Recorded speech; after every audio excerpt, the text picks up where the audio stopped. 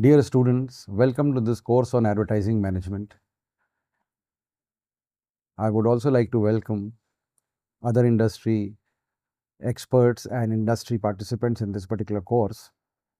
This course is a very interesting course, and I have been fortunate to teach this course for the last 17 years. I have taught this course not only in India, not only at Aligarh Muslim University, but I have taught this course abroad as well. I used to work with a university called as Manipal University, Dubai campus, where I had the pleasure of teaching this course not only to the BBA and MBA students, but also to the executive MBA students. And many of the executive MBA students were industry experts who were coming from the advertising industry. So it was a win-win situation for me.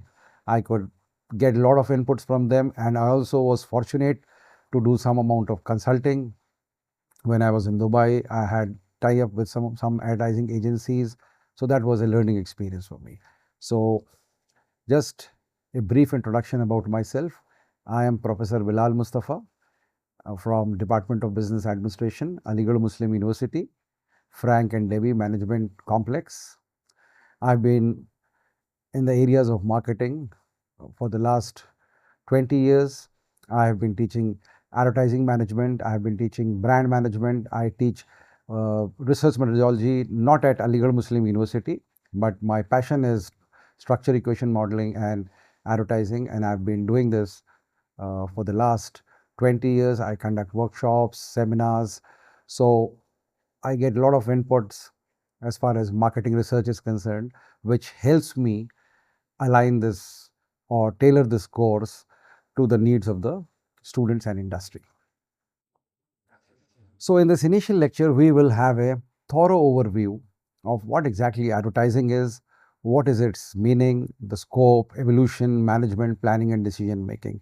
And in the evolution part, we will have a look at how advertising evolved since uh, the period known to mankind, and we will look at the international arena, the international domain, and then we'll also talk of how advertising evolved in India. Then we'll look at what advertising is and how is it important as a managerial function. How does advertising assist people in the marketing department? What role does it play? What are its functions? And things like that. So moving onwards, what exactly is advertising and how do we define this? Many of you must be from a marketing background. That is why you have chosen to take up this particular subject. So I can very clearly say that advertising is a part of integrated marketing communication. So integrated marketing communication is not a very new word. Anybody who has studied marketing or is in the industry would know what integrated marketing communication is. Advertising traditionally has been one of the most important tools of integrated marketing communication for building brands because it is a mass market tool. It can be used to reach a very wide audience, which a majority of the uh, IMC tools are not able to do.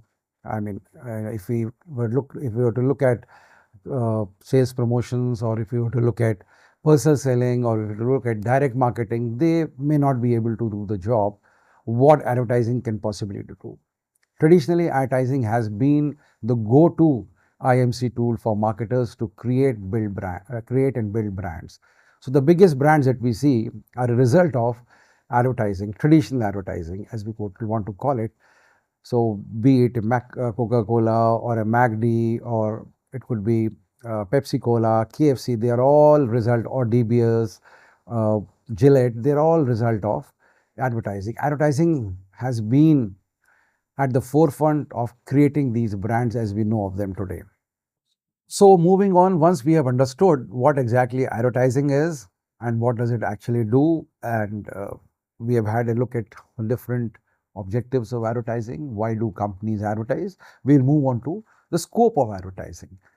So advertising over recent time has expanded far beyond traditional newspapers and television advertising. Today, it touches virtually every sector of the economy and every channel of communication. You see, one of the interesting things which one of my teachers used to say, it's like advertising is like waving at somebody in the dark. So it's a dark room and you are waving at somebody. You know you are doing it, but nobody else does. So unless and until you say something and you say it in the right media, nobody is going to listen to you or see what you have to say or understand what you have to say. So advertising these days is, I should say, omnipresent. It is everywhere in your mobile phone, in your on your laptop, social media.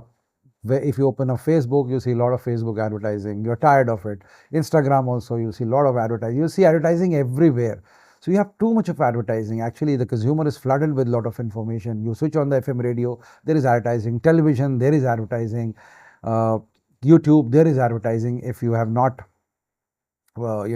subscribe to the premium version, even within the premium version, within the content itself there is advertising. Sometimes you have to skip that. So sometimes the content, the YouTube content that you are watching, so the YouTube channel that you are watching may have that content may be sponsored by somebody, some organization, so you will have to watch that, or you can just simply skip that. So anyway, so let us look at what is the scope of advertising.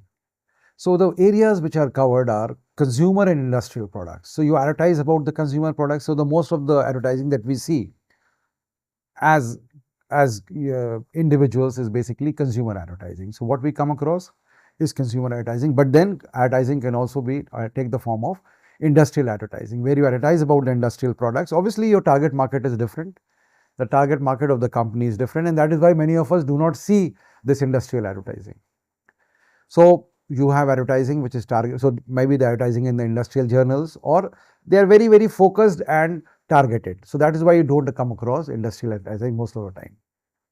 But for example, sometimes you see where there is B2B marketing. You can see that, like for example, platforms like Trade India, India Mart, Alibaba, LI Express. Many of these are actually into B2B. So they are just targeting businesses only and industries only. They are not targeting what we call as retailers or consumers. Then advertising, there are different ways to actually look at advertising from a different perspective.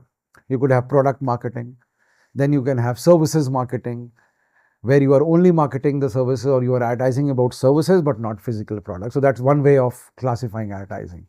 Another way is look at advertising in the form of social advertising.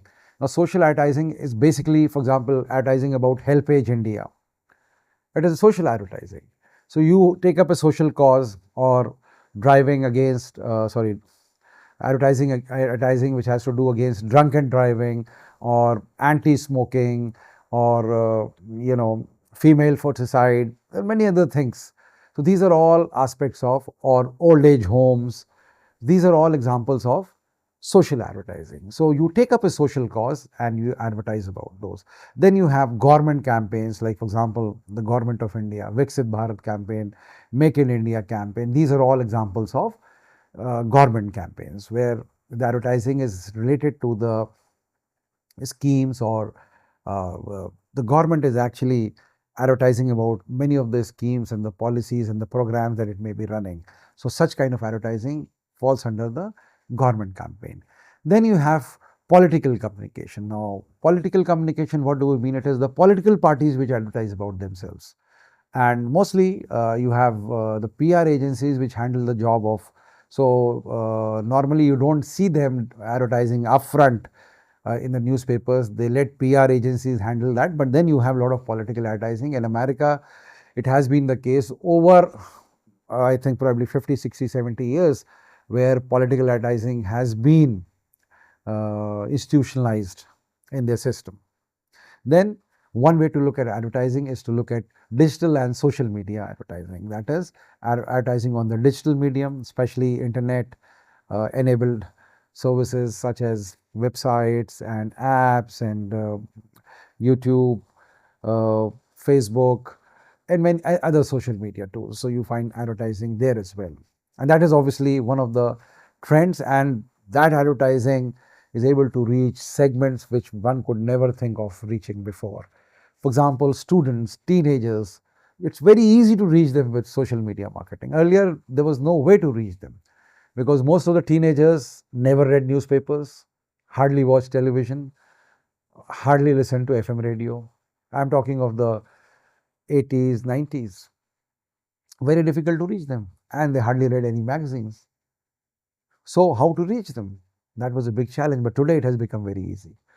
Every everybody, I mean, I would say that a majority of the teenagers and you know people in their 20s, 30s, 40s who actually do not read newspaper, do not watch television that much, do not listen to the radio, are very easily, I should say, reachable or accessible with digital and social media campaigns. Very, very easy.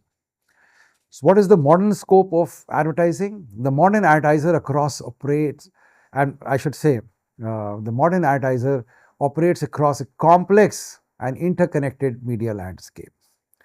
Digital platforms allow hyper targeted campaigns, while traditional media still commands mass reach. Advertising now influences not just purchasing decisions but broader cultural narratives. What's considered fashionable, desirable, or socially responsible. So, as we can see from this particular slide, advertising has changed in a very, very significant way.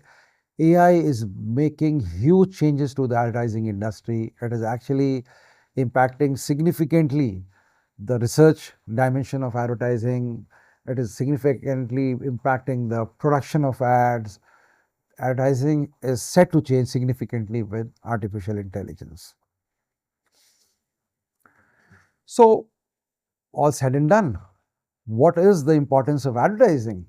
So, if you were to look at the importance of advertising, obviously they have some importance for the businesses, they have for the consumers, and they have for the society as well. So, how does advertising? We'll look at each of them one by one. We'll look at how is it important for businesses. Like I said a few minutes back, that advertising is like waving at people in the dark. You know you are waving, but nobody else does. Same is the case with advertisers. I mean, you may be manufacturing the best product in the world, but if you're not able to advertise it, how would people know that you have the best product in the world? So you will be operating in isolation. So what do you need? You need advertising to tell the people that you have the greatest product in the world, or you may have the most reliable or the best or the lowest quality or the highest quality or the cheapest or value for money or the most premium, whatever your positioning might be. But you have to convey that to the audience. Now, you may be thinking why I said the cheapest. I mean, there is a demand for cheap products in a country like India. BSNL was one of the most popular mobile telephony brand at one point of time. Why? Because it was the cheapest. And people used to laugh. They came up with different names saying that Bhagwan se bhi nahi lagta, Bhai Sahab nahi lagta, and things like that. That was the problem with BSNL, but it was very, very cheap. So a lot of people wanted BSNL. And anybody who wanted premium services, always connected, no issues, no call drop, they went with Airtel. Later on, Jio also became very, very popular. So if you want premium services, you go for premium brands, and if you want value for money services, you go with middle end of the market brand who offer you value, who are cheap. And then you have brands which are not offering you any premium services.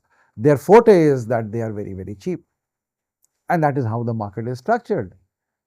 You take any product category, you have such kind of market. So you have mobile phones which are 8,000, 9,000, 10,000, and then you have the premium mobile phones, Apple, Samsung, OnePlus, LG, Samsung, many they have the premium phones. And then you have phones which are mid-range, 20,000, 29,000, 25,000, 19,000, 15,000, and then you have phones which are very, very cheap, Carbon, Lava, and so on and so forth. So there are takers. So you have people who cannot afford mobile phones which are above 15,000 rupees. They end up buying mobile phones which are 8,000, 10,000, 11,000, 12,000. So you have a market. So you have market for cheap phones. You have market for value phones which are middle end of the market. And Indian typical, there is a word which technically is not possible. Technically, it's a very, very difficult value proposition, but Indian consumers actually love that. When I say Indian, I mean the entire Indian subcontinent, whether it is Indians or Bangladeshis or Nepalis or even, you know, countries from countries like Pakistan and Afghanistan and all these places, we have a word called as cheap and best. Now, That's an oxymoron. How can it be cheap and how can it be the best? So when we say cheap and best, what we actually mean is value for money. So it should be cheap and it should not be, I mean, very expensive, but at the same point of time, it should have some quality also. That is what we call as value for money proposition. So the entire Indian middle class goes for that particular value proposition, cheap and best. But something which is very, very cheap cannot be the best. That's what we all know. So that is what advertising does, and it helps create those value propositions in the mind of the consumers. So coming back, so advertising right at the initial stage creates awareness about the brand. What do we mean by awareness? Brand awareness has got two components. One is called as the brand recognition, the other is called as the brand recall. So when we say brand awareness, we mean to say that are you aware of the brand?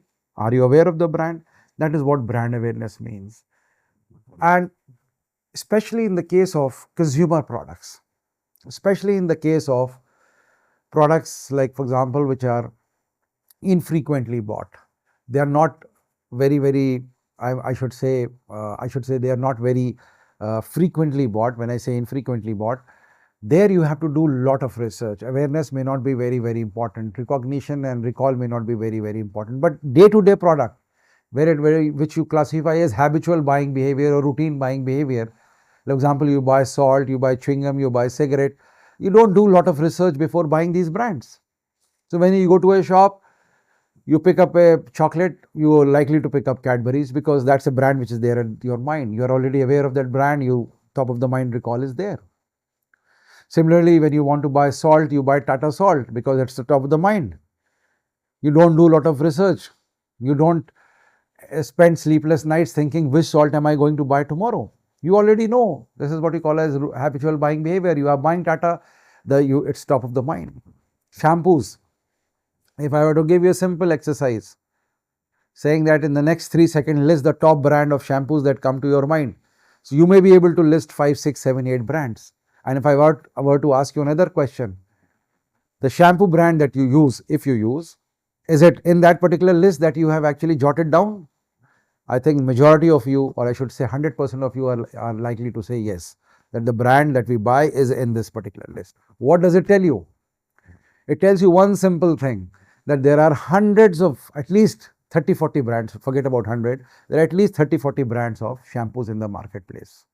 Similarly, soaps, toothpaste, there are 30-40, but you don't remember all of them. So why don't you remember all of them? Because some brands you have not even heard of. They are basically called as, or their brand recognition or recall is very low. They are called as Me Too brands. Nobody has heard of them. So generally, you tend to remember very few brands, and the brand, especially in the case of routine and habitual buying behavior, the brand that you remember or the brands that you are able to remember are the brands that you actually buy. So it will never be the case that you buy a shampoo which you have not listed. If I were to ask you in terms of your recall, please list the top brands, top 5 brands or top brands that you come to your mind, whether it is a shampoo, whether it's a toothpaste, whether it's a soap brand, whether it's a vegetable oil brand, or it could be anything else which you buy on a routine basis. You always end up buying brands which you are aware of. So that is one of the major importance of advertising. Advertising creates top of the mind awareness. So you are aware of that particular brand and you are aware of it in the right way. That means, see, our minds as consumers are like over-soaked sponge. What do we mean? What do I mean by when I say over-soaked sponge? We have a lot of information that has come to our minds. Every day, day in, day out, we are bombarded by so many ads, not only by ads, by visual placements of these brands. So you know about so many brands there in your mind. So our minds are like over-soaked sponge. So the mind has a limited capacity to soak in more information. So that is the reason why, even though there are hundreds of shampoo brands, or I should say, once again, let me just rephrase this. If there are n number of shampoo brands, you are likely to remember only 5, 6.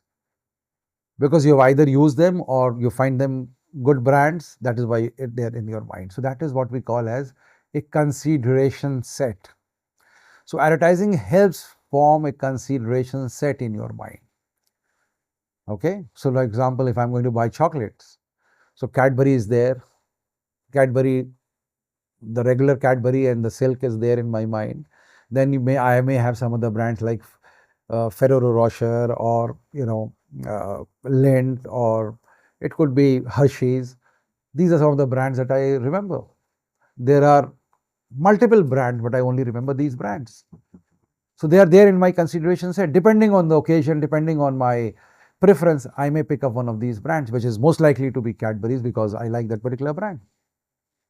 Similarly, these days there are many soft drinks. Like example, you have a Thumbs Up, you have Campa Cola, you have Gold Spot, and you have Sprite, and you have 7-Up, and you have Limca. You have so many. But what is the top of the mind recall? Pepsi, Coca-Cola, Sprite. Then you have the Lahori Zira, this and that. There are so many which have come up recently. So ultimately, every consumer will have a different recall or consideration set, depending on his personal preferences also. So how does it help the company? Now we have seen that in majority of the cases, the consumer is likely to buy the brand that he is aware of. If he is not aware of the brand, he is not likely to buy it. So will you travel by by an airline which you have not heard of?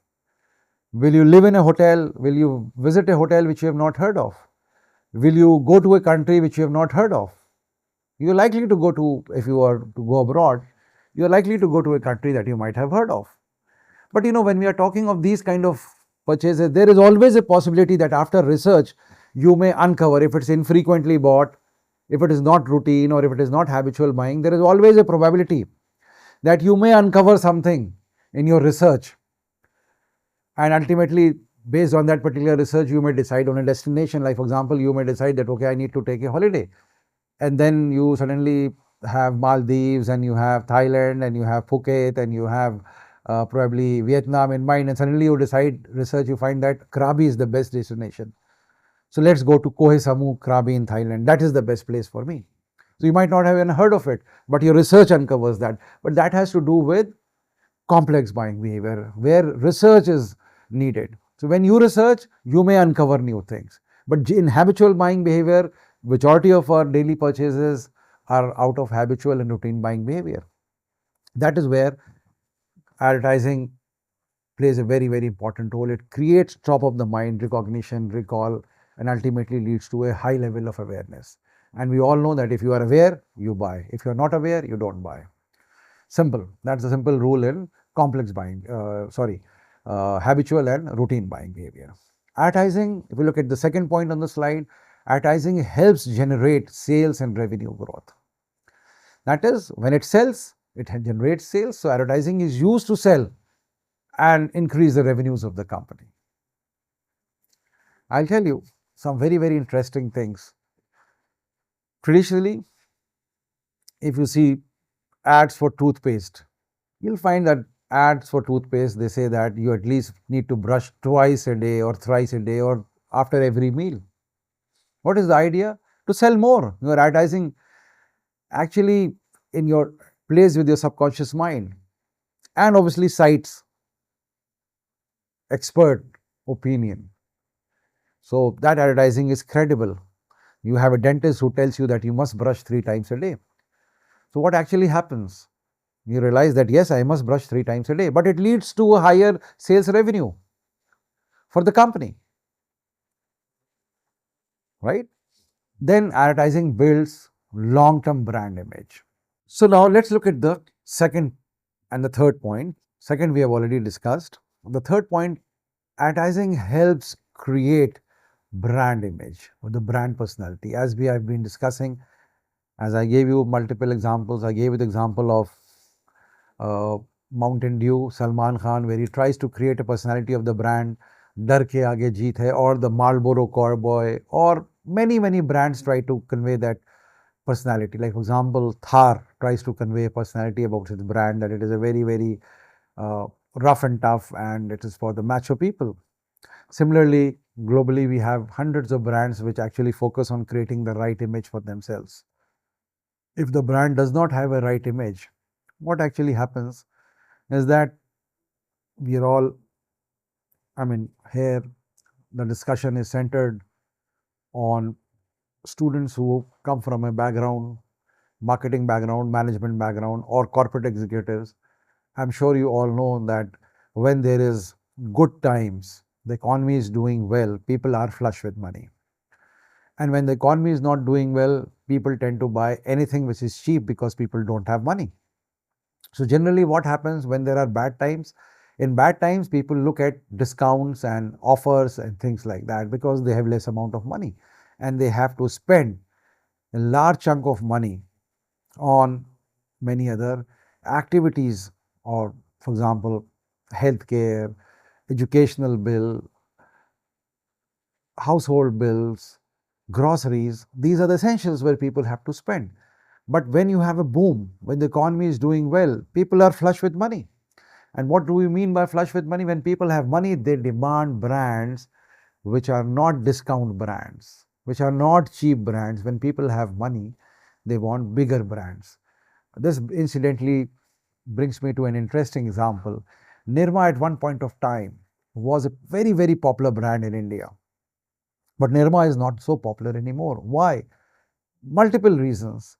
When we look back at time in the 80s and the early 90s, in the 90s, the Indian economy opened up. A lot of people who were middle class suddenly, after the opening up of the economy, uh, the purchasing power of individuals and families, it increased. And when the purchasing power increased, people were not interested in buying Nirma. They wanted the newer items because it's human psychology that everybody wants to move up the social ladder. So when I was a student, I'll give you a classic example. When I was a student, we would often go to New Delhi, and in New Delhi outside Palika Bazaar, there would be these vendors, who would be just strolling around hanging fake Ray-Ban sunglasses. We would buy those sunglasses for 20, 25 rupees. Then I'm talking of 95, 96, and we would be happy to wear them. But today, or I should say after getting a job, the first thing that I did when I got my first job, I got an original Ray-Ban for me. Why? Because I wanted to tell the world that I have arrived, that I'm doing well in life. That is what society is all about. That is what human psychology, consumer psychology is all about. And that is where advertising plays a very, very important role. It plays with your deep down subconscious mind.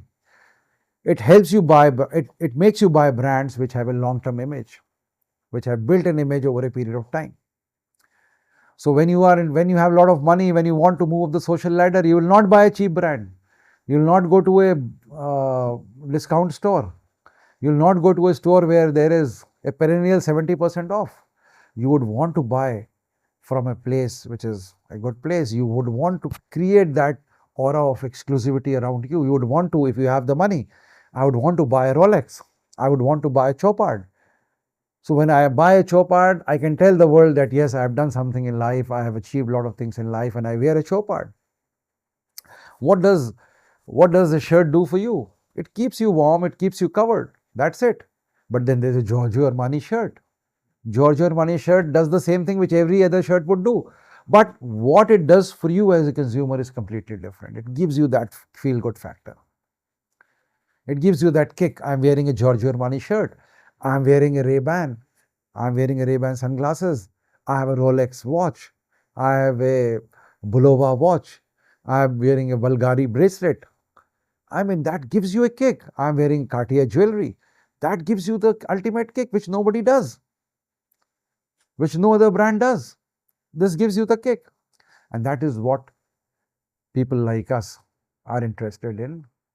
So, advertising helps build long-term brand image. And as I said, long-term brand image actually helps the brand in boom time. And in boom time, consumers only buy brands which have the right image. They don't buy brands which have acquired a discount or a cheap image. Because when the consumer is flush with money, he wants to buy the best of the things. He's not interested in discount store. He's only interested in premium brands. So that is what advertising does for you. It creates an aura of premiumness. Then what does it do for businesses? It also helps differentiate products in competitive markets. So advertising can be used to create, an aura of difference between two brands. We all know that Mercedes is different from a BMW, and a Rolls Royce is different from a Bentley, and a Bentley is different from a Maybach, right? But at the same point of time, who has created this? Brand communication. Rolls Royce is a Rolls Royce because of brand communication. De Beers is De Beers because of brand communication. And when I say brand communication, generally it is advertising. Who has created this image about Rolex? Advertising. There are many watches which are much more premium than Rolex, but you haven't heard of them because they are so premium. They are, like, for example, Chopard. Chopard starts at lakhs of rupees and goes into crores of rupees. Why? Why haven't you heard of them? Why haven't you heard of Chopard? Because Chopard is not mass advertising like a Rolex does. So Rolex is like, if I were to compare it, it is like a BMW or a Mercedes or a Porsche or a Ferrari. It is not the Rolls Royce. It is not the Bentley of watches. Because had it been the Bentley of watches, you would not have seen that ad, because the advertising would have been very, very minimal. For example, if you watch a cricket tournament, or if you were to watch Wimbledon, you will see that the entire Wimbledon is sponsored by Rolex. Right? So the basic idea is that advertising helps advertiser differentiate products in competitive market, not merely by having a different name or a different packaging or a different slogan, by building associations around that particular brand. Thumbs Up, Taste the Thunder. Pepsi, Generation X. Coca-Cola, the younger generation. Pepsi Cola, the younger generation. Thumbs up for the tough and macho. That is how brands have positioned themselves. They have created differentiation around themselves. Tata Salt, iodized salt. There's a classic example. Tata, when it started as a company, salt, as we know in India, is mostly rock salt coming from coastal areas of Gujarat, Dandi and all these places. Salt was very, very cheap. I mean, if you were to go to, places where the salt is sold in wholesale markets, in places like Delhi or in your own city, you'll find that rock salt is being sold for probably 5 rupees a kg, or 5 rupees, 10 rupees for 5 kgs or something like that. Tata realized that how can we make a major difference?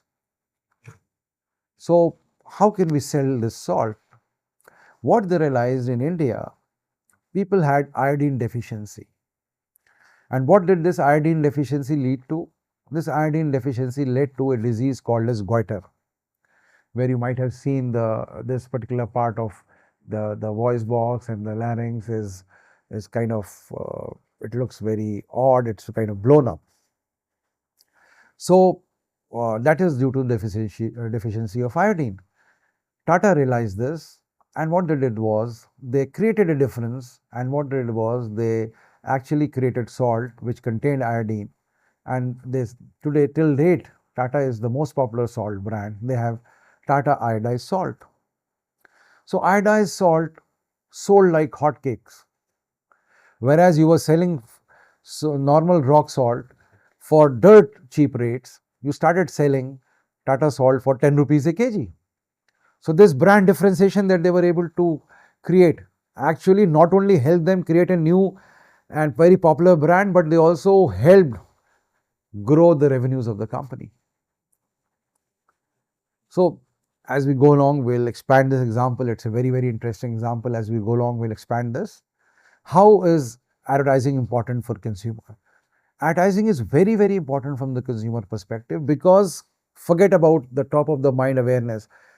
Most of the times the consumer are on the lookout for information. So what does advertising do? Advertising actually provides you with information and helps you make comparison between brands. Many times you'll see comparative advertising. You may come across advertising which is comparative. especially in automobiles. Within the same brand, you may see advertising which is comparative. So they have different models. So there is a comparison. There is a comparative chart in their product literature itself. Technical specifications and everything you can see. So you have see those text boxes and check marks, and you can see for yourself that what is the difference between the two brands or the models, if I were to say that. So basically, advertising provides product information and helps you make comparison. And many times, the consumer is looking for information when the product is not very frequently bought, or I should say it's infrequently bought and it is expensive. The consumer actively seeks out information, and that is where advertising plays a very, very important role. It facilitates informed decision making, and advertising helps in introducing newer innovations and solutions to your consumer problems. And for the society, it supports economic growth, it generates employment, encourages healthy market competition, promotes social causes and public awareness. So this is the importance of advertising.